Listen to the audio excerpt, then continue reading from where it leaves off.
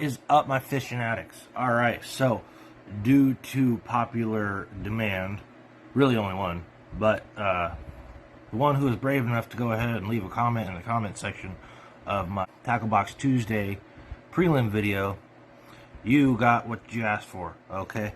So it's going to be a bare bones, basics, what every fisherman should have. Okay, so that goes without saying. You need a rod, a reel, line, hooks, and sinker, right? Well, let's get into the first one, the rod and reel combo. This is very important. Most people just will go ahead and pass this up and not give it a second thought. Okay, because you have 4 basic types of reels. We're only going to go over 3 of them because the spin cast is just like the open face reel, and it's kind of like a reel, open face reel plus a Baitcaster combo. Okay, so the first one we're going to go over is, let me just unhook this Baitcaster. All right, so you can see our handy dandy little crankbait, shad imitation, and your bait casting reel. Okay, so let's go over this. With the Baitcaster, okay, pretty much you will know it's the basic mechanics. Up here, you got your resistance, which is going to show how fast, and it's just this model. They all vary, but they're pretty much the same. This is going to tell you how much resistance is going to be put on the spool. So this way it's going to show how fast the spool is going to go as you cast out. If you're one of those hard casters, maybe this reel is not for you. However, the mechanics of this and the whole purpose of a baitcaster is not so much, people say it's for a more advanced fisherman. However, I don't think of it as advanced fisherman. I think of someone with good hand-eye coordination. Okay, because the deal with this is you have your basic parts, your reel, spool, handle, and here, this little star. This is your drag, okay? You can adjust it from there, and right here you have another thing for your tension. And this is one that just comes with a whole bunch of extra little handy-dandy features. Probably why it was like 40 bucks. It's the H2O Express version, which is Academy's brand. Also Quantum. They actually have pretty decent equipment, and so you're getting a lot of bang for your buck.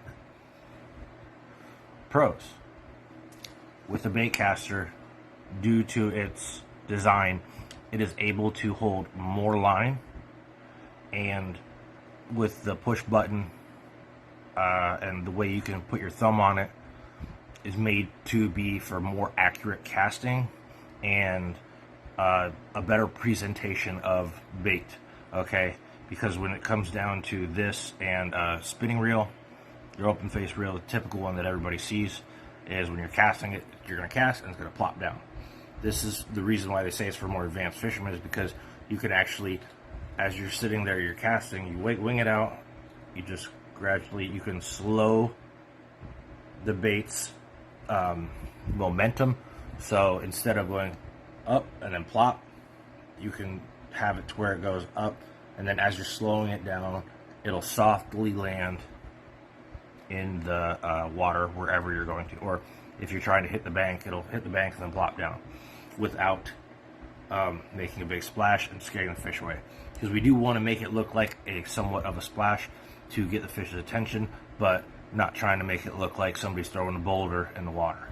Okay, so with that, it's also made for more accurate casting, because the dynamics of it is the reel, when the line comes out of the reel and the spool, it comes out straight, instead of your open face reel it'll come up in an angle. Okay, so those are really the basics of it. And the cons are with any bait casting reel is if you do not know how to use it, it can be very tricky, because if you're not holding your thumb and you haven't adjusted the brake and you haven't adjusted your drag correctly, you're going to get a rat's nest and it's going to just bunch up and get all knotted up, and you're just going to have to cut it all off, especially if you're using braid, because we all know braid, I prefer it just because where I fish, and you know, there is some structure, so braid holds up a little bit better, but that goes with each environment you're going to be using. You can also use this for deep water fishing, and because the drag will allow you to crank up heavier fish. Okay, so really that's one of the only pros and cons. It's meant for, like I said, more accurate casting, and you can cast a little bit further. Now we're going to go into the conventional reel. Alright, so like I said, we're going to go into the conventional reel. This is a multifaceted type of reel, so you can use it just like the Baitcaster without the button. There's a few little dynamics about the reel that are different. I'll just show it for presentation. Okay, so right now I have 60-pound braid on this. I prefer the 60-pound braid because I can put a lot more line on there, and compared to mono, and then that means I can also have more welfare for the fish, or more of a fight, whereas I can adjust the drag, where if I'm fighting a big fish, I'm not going to pop my line or my leader. So this way, it's all around just a little bit more fun. But with these, as you can see, it's a Penn. This is just the brand I'm using. It's the Squall 15 LW. I have a star drag right here and the brake adjuster, and the difference between this and the Baitcaster is with the conventional reel, instead of pushing the button, you have your lever where it goes up to retrieve and down to reel in or free spool. And the other part about it is your clicker right here. So what you do, if you're not familiar with it, for those of you that are, great, make sure you teach others and give them your knowledge, show them what it's all about. But for those of you that aren't keen to this stuff, this is mainly for like something like deep dropping or surf fishing, because like I said, you can put a lot more line on these types of reels, to include the Baitcaster. So what some of you are probably asking, what's the clicker for? Okay, well, let's get into that. Okay, so the clicker is for once you flip your lever down to free spool, you hold your thumb and you cast, and you keep your thumb on it just so it doesn't puff up like a rat's nest, just like you will with a Baitcaster. However, once your bait lands and the sinker sinks in, where I do it is going to be I'm going to use spider weights, so I gotta wait till it sinks and then levels itself and gets right into the dirt real good. Then what I'll do is I'll flip my reel back up into retrieve, reel it in until it gets tight, get that tension on, and then the first thing I'll do is I'll flip that clicker down like so, and then what I'll do is I'll flip it into free spool, and I'll flip it down, flip the lever down. So what that will do is that will keep tension, instead of the line just keeps feeding out and feeding out.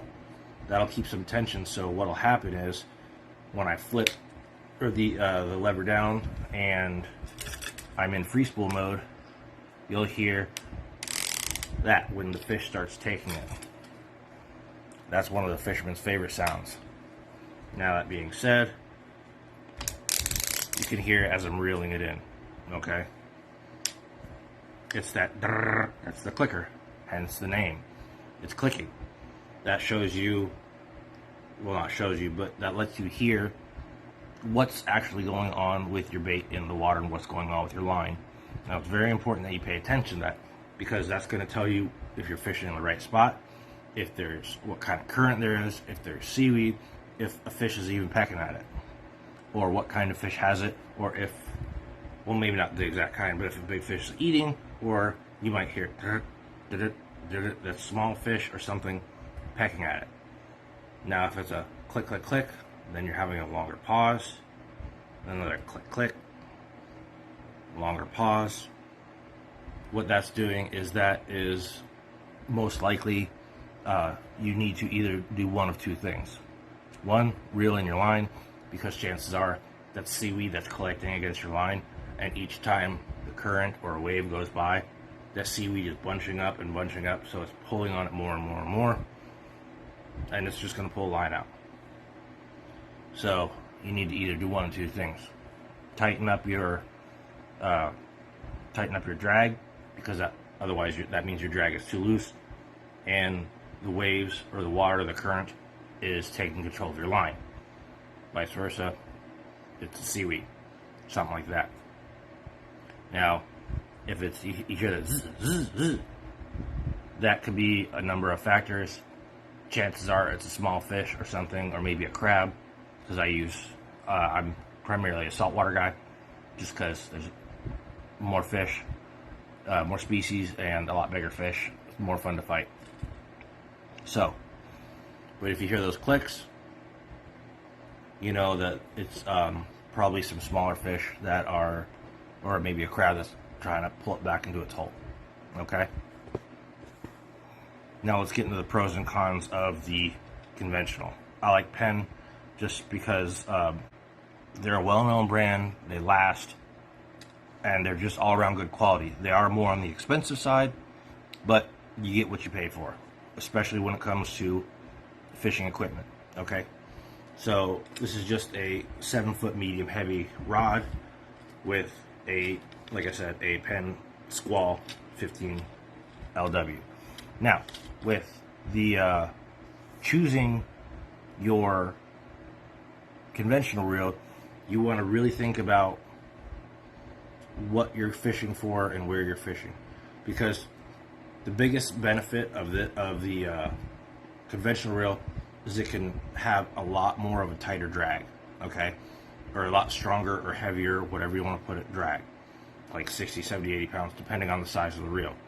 So smaller reel, less line, less drag, all the way up to the big stuff. Now, that being said, bigger the reel, the more line, the more drag you can put on it. So you don't need to necessarily go out to some surf fishing or some pier fishing with, one of those giant reels that you're using to deep drop down like 500 to 800 feet. You don't need that. So that being said, what I like to do is pick it by the environment that I'm going to fish in the most, because that's what it's going to be well suited for. So you get a medium size, and that allows you to put a couple 100 yards on, and you can use it for short, shallow, or deep dropping to a certain extent, or even far casting. Same benefits as the Baitcaster, with the same cons, with it getting a rat's nest and spooling up if you're not experienced in that area. Okay, so that being said, let's move on to our spinning reel. Okay, so now we have our spinning reel right here. This is what 90% of fishermen use, and this, when people think of fishing, this is the type of reel that comes to mind. It's multi-purpose. You can use it for shallow, you can use it for deep dropping, all depends on the size of the reel. Okay, it's also one of the easier ones to use because you don't have to worry about the rat's nest. However, they don't hold as much line, and they don't cast nearly as far. Okay, just because of the dynamics, the way the line comes off and goes up, so it spirals up instead of being pulled straight out. So that creates a little bit more tension and creates a little more resistance on each guide all the way up the pole. The good part about it is, though, like I said, it's very user friendly. They're moderately priced. This is just a Quantum Blue Runner. Decent buy. It came as a rod and reel combo at Academy. Pretty decent size. Or pretty decent price, really, for what you get. Came with a 10-foot rod with really good flex on it. So holds quite a bit of line. And another benefit of these is they're also ambidextrous, because you can see on this side, if you are a lefty or a righty, all you have to do is unscrew one side, pull out your handle, and screw it on the other. Okay? And then also the last, I would say, positive for my personal preferences, the drag. And you can hear that. So you can adjust your drag by each click and then just kind of give it a little pull. So besides that, you know, it's really probably the second best user friendly besides the spin cast, which is just a button. It's kind of like the open vase plus the Baitcaster hybrid, which is what most people learn to start on whenever you're a kid or something like that, or a novice fisherman. I have all three at my arsenal. As you can see, I own all three. I like to mix it up a little bit and use the spinning reels and the conventionals, just because depending on the environment I'm fishing in, whether it's salt, whether it's fresh, what have you. Now, that will be that for the rod and reel section. Well, at least the reel section. Now we'll go on to rods. Okay, so with your rods, you got several different classifications. You got light, ultra light, medium light, medium heavy, heavy, you know, stuff like that. The heavier, the heavier it is, the thicker it's going to be and shorter. So you're going to get like some of them that are like, lack of a better term, light poles. Those are the ones, those big thick ones that don't have a lot of flex, a lot of give. Okay, so those are pretty good for casting far. However, you know, due to your technique, you can cast just as far with something that's maybe a medium heavy but longer, because what you do is you get that flex and you use the momentum and you use the rod to do part of the casting for you as it flexes. So this is the one that I was just showing you. This is a medium heavy. So you see the bend, the flex. That right there will allow me to actually use the spring action and catapult it further. However, everything that I'm showing you is what I use in my area. Now, you could be up in Michigan, you could be in Wisconsin, Alaska, here down in Texas, Florida, California, New York, wherever you may be. You don't have to use what I'm using, but you want to be mindful of the gear you're going to use in your area. Everything's going to be environment specific or target species specific. Okay, you're obviously not going to go out using a deep drop rod to go fish for bass. So if you're new to the fishing scene, or you want just your bare bones stuff, invest in a good rod and a good reel. Start small, moderate priced, and go from there. Okay, that way you can go ahead and see which types of rods and reels will better suit you, because just because it may be for that environment, it may not be what you're going to use or how you're going to use it. Like you'll see a lot of pro bass fishermen. 9 times out of 10, they're using a Baitcaster, just because of the accuracy. They're trying to cast underneath, you know, embankments or underneath trees, so the bait presents like a falling frog or insect or something like that. So that being said, what you want to do is to make sure that you go ahead and choose your equipment wisely. Okay, now that we've gone over that, let's get into line. Okay, so like I just said, let's get into the line. Now, you're going to have one or two options, depending on species, environment, fishing type. There's a whole plethora of options on what you're going to use. Right now, I'm using, right here as you can see, I'm using the Beyond Braid Camo 60-pound test because of the species of my area. That is my main line. However, you probably can go back and look at my make your own leader videos. You don't always have to have a leader, but when you're using colored braid, you're usually going to want to use one because some fish can be line shy, some have really good eyesight. It may just spook them, so you use that clear mono or fluorocarbon for your leader. Now, speaking of leaders, here, this is what I'm using. This Yosuri hybrid. This is a nylon fluorocarbon hybrid, 20-pound test. It's clear. So the good part about having a heavier test mainline is you're not always cutting and retying and cutting and retying. What you can do with your heavy pound test, because the line does get expensive. Okay. Easiest thing to do: get your line, your big, your heavier main line, throw on a barrel swivel of some sort, and then you can take your fluorocarbon as your leader line.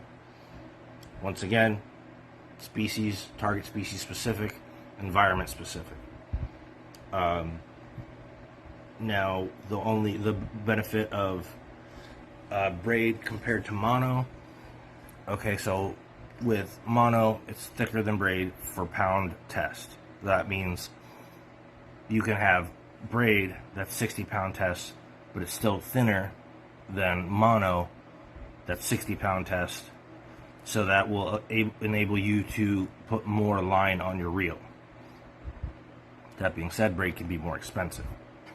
With mono, it gives you a stretch whenever you're fighting those big fish, so it has more of a shock absorber, lack of a better term. So when that big fish hits it, that run, it gives a little bit, so that way you still keep your fish on the line or on the hook. Braid, on the other hand, is a lot more tense, so it will not allow that much of there's almost no shock absorbing. So either you're going to hold on to the fish or it's going to get away with a hook in the mouth. So while we're on the subject of main lines and leaders, you don't always have to use a leader. You don't always have to use braid. You don't always have to use mono. You can do line-to-line knots, which I've shown in the previous video, Not Your Typical Monday. I'm also going to go over and do some knot tying videos periodically just to help out you viewers, and just give you a little more tools in your toolkit or weapons in your arsenal, however you want to look at it. Okay. So that being said, fluoro or mono to braid, you're gonna have a little bit more difficulty with that, just because the braid can cut through the fluoro or the mono, and that leads me to my next point. You're going to want to choose. Let's just pretend this is mono. We already know this is braid.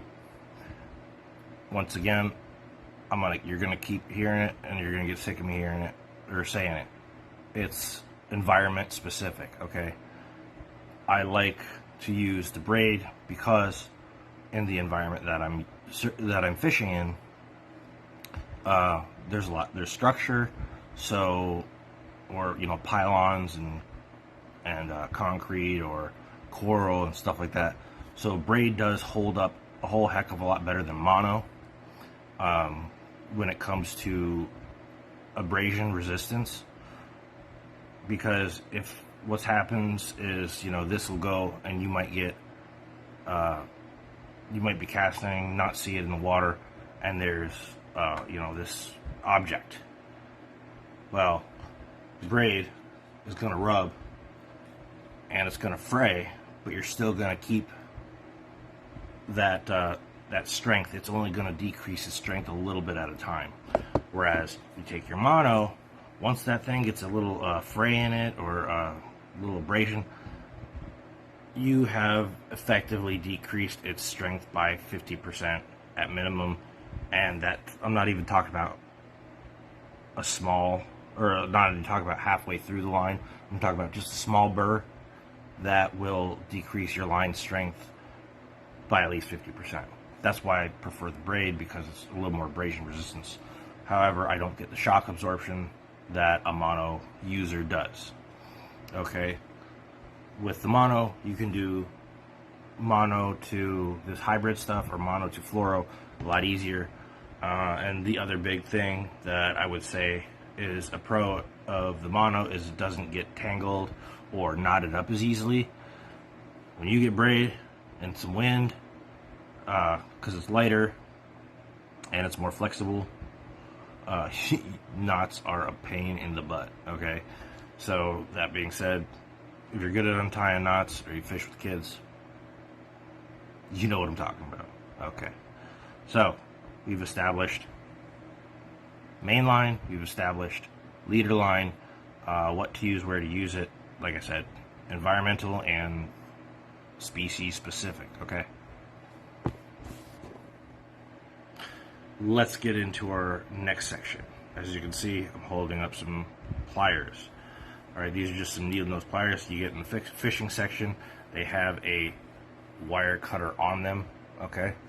Or a line cutter. It's not necessarily a wire cutter, but dual purpose, okay? The reason why I have a thicker, large set of pliers is because where I fish, there's a lot of sharks. And I'm not going to use a little baby set of hospital type clamps to get in there. That's something you keep on you when you're like trout fishing on your vest or whatever, which I can do a whole nother video on, but this one's going to be long enough as it is, so I'll just go into the fly section. And yes, I also fly fish too. I fish any other, if there's a way to fish, I either do it or have done it.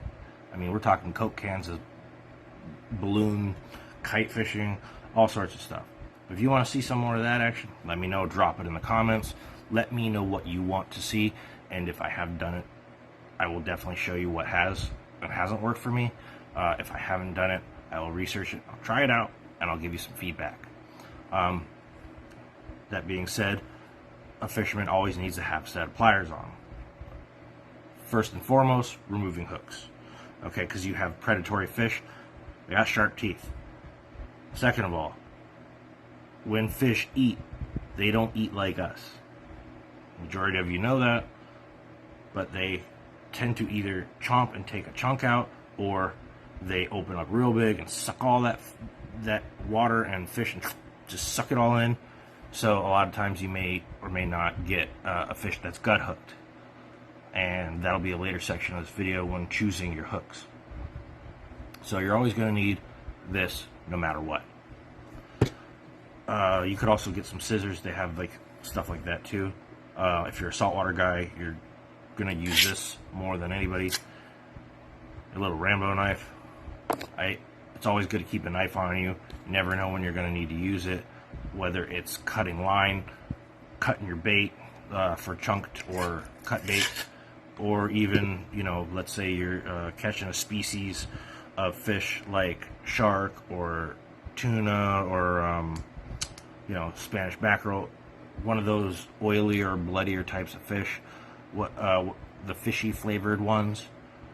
The trick about that is you got to bleed them correctly. So a lot of times what you do, you just cut the tail, break it, or slice them in the gills. I'll go over that again in another video whenever I catch some more Spanish mackerel or something like that, or a shark, and then we'll take it home.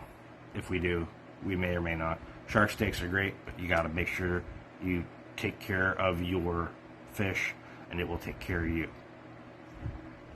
Next, we are going to go over what every fisherman needs. Your tackle box. Dun dun dun. Okay, so as you can see, I got my little Magellan tackle box. I really like this one because it has a whole lot of pockets and a whole lot of room. Comes with quite a few packages. Comes with some assorted.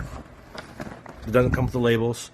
That's just me being a bit of a, well, little anal retentive or kind of OCD. But it's got like extra, more extra, more extra, flip up the top, more extra down here. So you got all these pockets, right? And right up here, you can see it's got a little holder meant for smaller pliers, but like I said, I fish for a big fish, so I got a big set of pliers. I used to keep my scissors in here until somebody at the pier decided to use them and lost it. Next, we're going to go over each section in here, okay? The two big ones are going to be hooks and your weights, okay? I know you're all looking forward to that. Then, you know, you got these in case you don't have any live bait, and your bobbers or floats, whatever you want to call it, okay? But let's go over this one first because it's the quickest. Okay, as you can see, I'm on my bed. So I do apologize for the crinkles in the background.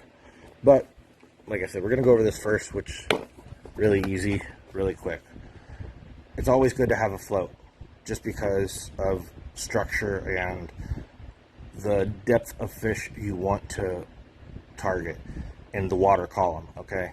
So the great thing about your popping corks is, I'm sure you saw my other video, here's what I made myself. It's all kind of tangled, but here's one that I bought, one of the tsunami ones, just because I didn't feel like making my own.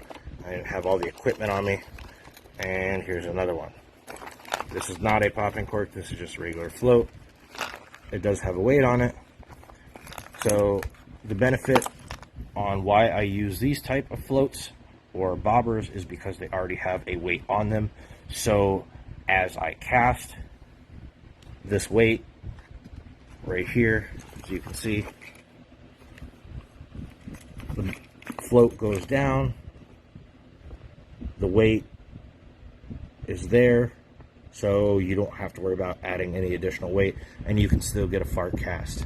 And then you have your wire, which has a class swivel already attached to it. So these are neat because it gives you already, as you can see, approximately 2 feet down into the water column, and that is going to be where the fish start biting. So the cool thing about it is like you can see over here, and I already went over that one in a previous video, but I'll go over it again, is remember how I was talking about leader. So this is where you would use that fluoro leader line.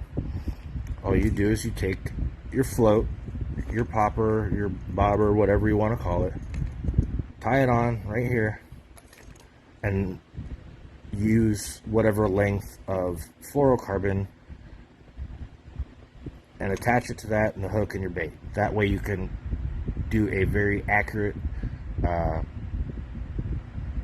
presentation of bait, so that way it's floating and looks more lifelike. Additionally, it allows you to hit those target species wherever they may end up in the water column. Now, the one thing I will say, when using these and adding that leader line to it, make sure you have what I'm going to go into in the next section is those split shot weights. You see, I might still have one on here. I do not. No, I do not. Okay.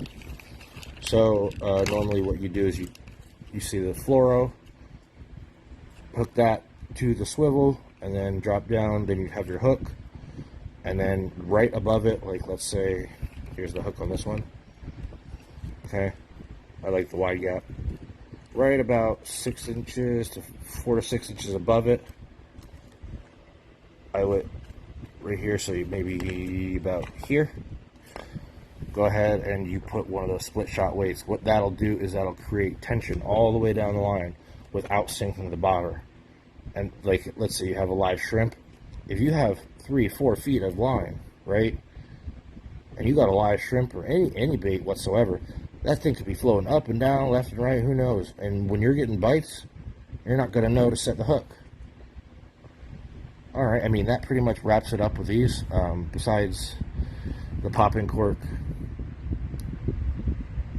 we can go over that real quick. So with the popping cork, one, it's used as a float marker, so you know where your bait is. And secondly, for those of you that don't know, you can see this little indentation. What this does, as you have your weight or down here, it's going to float. The orange should be above the water, so as you pull it like that, that cup is going to pop in the water. So what that's going to do is that's going to go and get the fish's attention, and it's going to mimic fish feeding at the top. So when one fish is feeding, they like to all join in because they know there's something good to eat. And that's why you always hear the term feeding frenzy when it comes to fishing.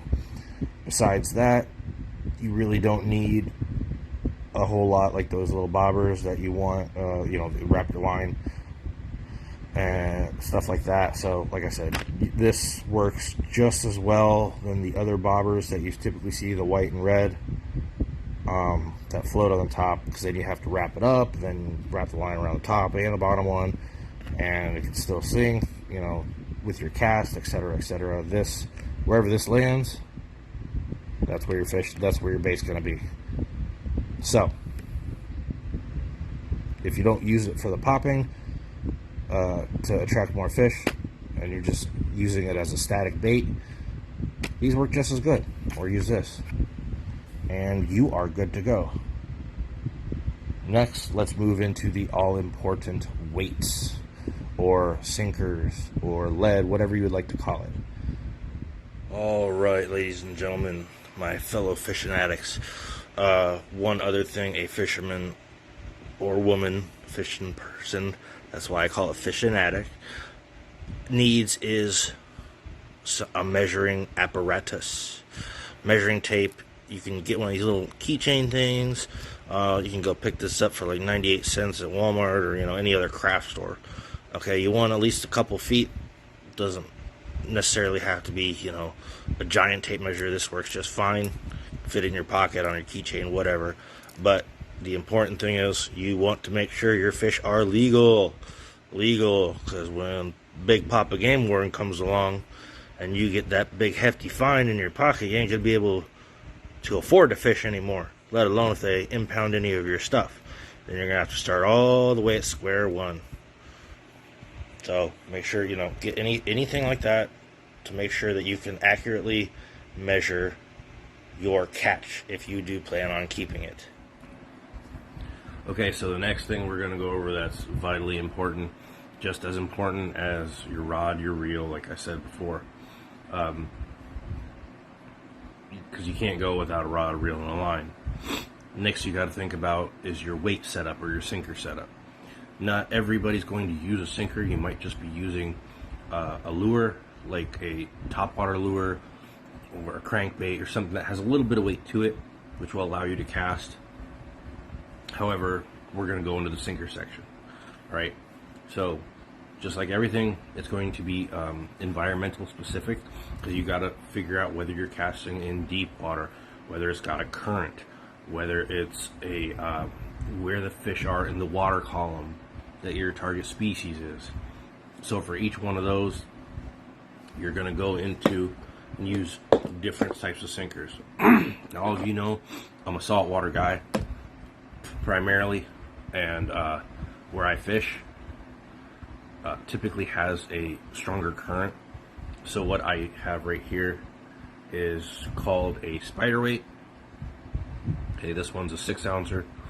So what I do is tie this onto my leader with a breakaway class swivel, and then I put the loop of the leader where the hook is tied on here, so I cast it out, and what happens is gravity, this goes and sinks down right here, and then as it sinks into the sand, if you can think of my fingers as the sand, these wires go in, and then after that it's like this. So it becomes harder to move out of the sand. That way it keeps your bait in one place during strong current, so that way the leader will kind of float in the current and give a natural appearance. Next, you have what everyone has seen, your pyramid sinkers. Okay, these are used in semi-strong currents. They range from different ounces to pounds and stuff like that. This will be more for your lighter currents, because what this will do is gravity, it'll kind of like a bullet or an arrow or a spike, whatever you want to call it, it will go down and sink into the sand right here. However, because it does not have the prongs like the spider weight, it won't grip into the sand very much. So that's why it's for moderate to lighter currents. Alright, so you got your little 1 ounce sinker here. This I typically use for like something like my sabiki rigs, something that I just need taut enough to keep down, or you can use this for your double rigs, high lows, triple rigs, whatever you want to do, just enough to keep the line taut, so that way you can still you move it up and down wherever you want within the water column. Okay, the next we're going to go into is egg sinkers. This is a 1 ounce. This is a 2 ounce. You can tell the size difference. These typically go on your line, and you can use them for a Carolina rig or a knocker rig, which is one I do need to go over to show you guys that are fishing around structure, because it is insanely useful. Okay, differentials, really just what you're going to be using. Typically use something like that for live bait. So you put on your Carolina rig or something like that, hook like a live shrimp or something through the back of the tail, or maybe a pinfish or whatnot through the tail. That way the sinker goes down and it'll float until it gets to your swivel. That'll sit in the bottom. It'll allow the fish for some movement. So here goes the sinker and the fish is swimming around. It'll allow for some movement, but you'll be able to tell when the fish gets the bite. The next one we got is these little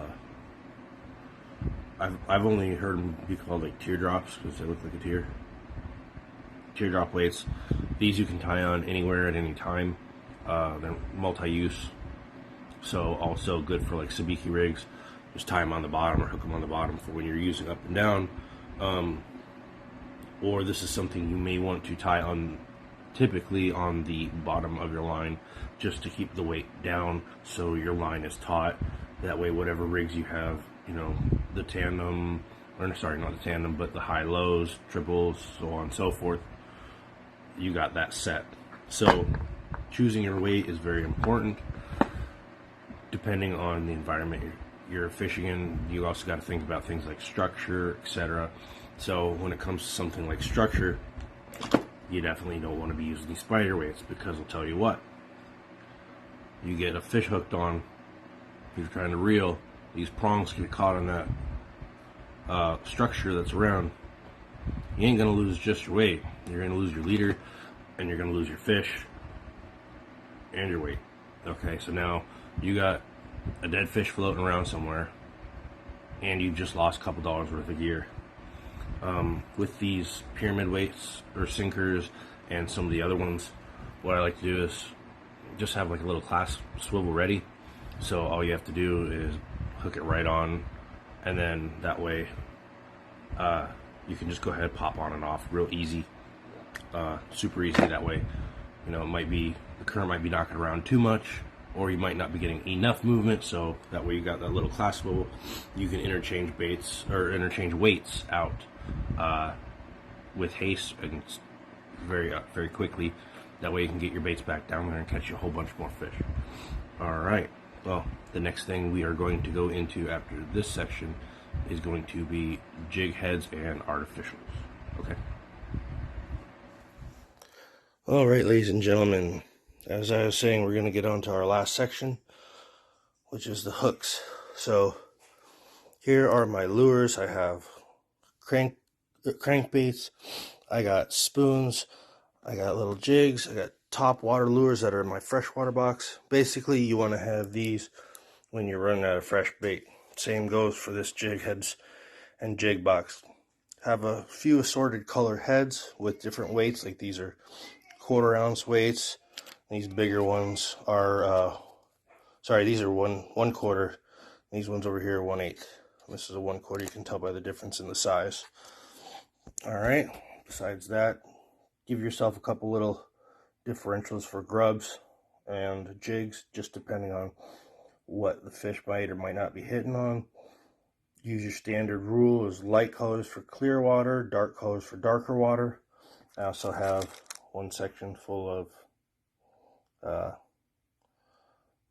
barrel swivels and one with breakaway barrel swivels with the clasps. The last section is your all-important hooks. Make sure you have a variety of hooks with a variety of sizes. I got circle hooks.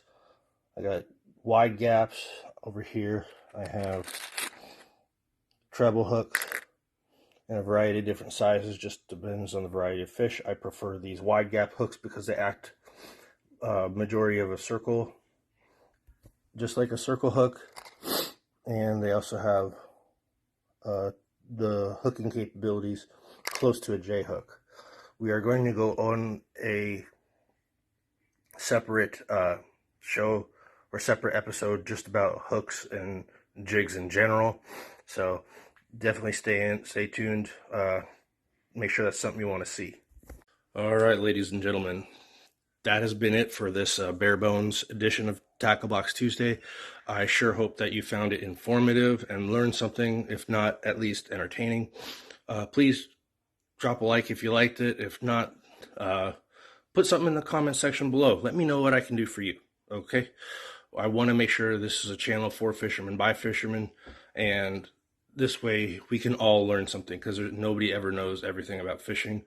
You know, I've fished all around the world, but there's still stuff that I can learn as well. So you guys, if you find something cool, something interesting that I didn't go over, drop in the comment section. I can do a whole episode about it. All right, thanks. Love y'all. And remember, in the meantime, keep those lines tight, rods bent. We out.